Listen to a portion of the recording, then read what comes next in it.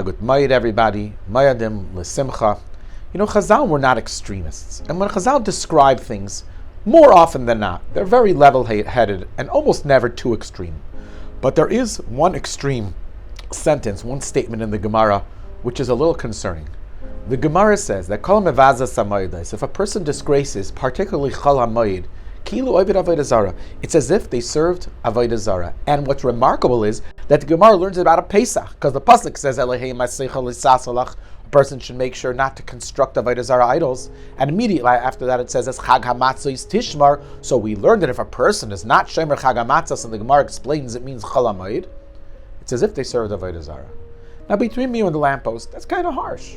I mean, if a guy's not so careful with Chol Hamoed, it's like they worshipped idols. I could think of a lot of things in Jewish observance that are a lot worse that should be considered Avodah Zarah than a guy who's not so careful with Chol Hamoed. Perhaps, just perhaps, I'd like to suggest something. Perhaps we can take a psychological step back for a moment and look what happens leading up to Pesach and the first days of Pesach. Almost a month of strong preparation, cleaning the house, so many expenses, and then finally Pesach comes, and so much avodah on the first days, beautiful avodah, uplifting avodah, the late Sedarim, Sipur Yetzias Mitzrayim, Kizesim, Shiurim, so much investment. And then Chol Hamoed morning rolls along, and a person could say, time to let my hair down, time to relax a little bit. Rabbi Shalom, look what I invested in the last month or so. Look how much financial investment I paid to be able to have Yuntif. Rabbi Shalom, I'm sure you'll be okay right now. If this becomes Chol, I won't forget it's Tamid, but it's going to become Chol. It'll become like a regular day, and I'll party hardy. Says the Rabbi Shalom, you're making a very big mistake. Because Chol Hamoed is 100% Yuntif. This is a big misconception. If you look at halacha, they permitted certain types of work, certain malacha on Chol Hamoed, but in essence, it's a day of Yuntif. And it's an opportunity for a person to focus and elevate when they're not working. They're, I guess you could say, more regular days into holier and loftier days. It's a time to learn with our children.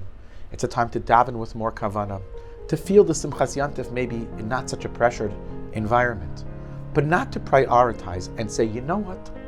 I decided that today is a day of recreation and a day of vacation, and therefore, the same way that I served you, Rabbi Shalom, the first days, I'm also going to decide that this is my experience.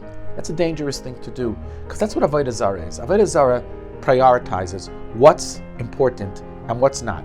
It decides the authority, and it's not a good thing for a person to mess with. So my point here is not chas v'shalom to be mekatreg, to say anything wrong about Klal Yisrael. We're great and we're holy, but that each and every one of us should take a step to turn our Chol Hamoed into much more Moed than Chol, to use as an experience for our family, to grow, to come closer to Hashem, perhaps without all the avodah pressures, and at the same time to enjoy and prioritize the things in our life that are kodesh, that are holy. So we ask Hashem on this Chol Hamoed, Hamavdil ben kodesh l'chol, Rabbi Shalom, help us have kedusha in these days of Chol Hamoed, and in Mirz Hashem, that'll bring bracha to the rest of the year.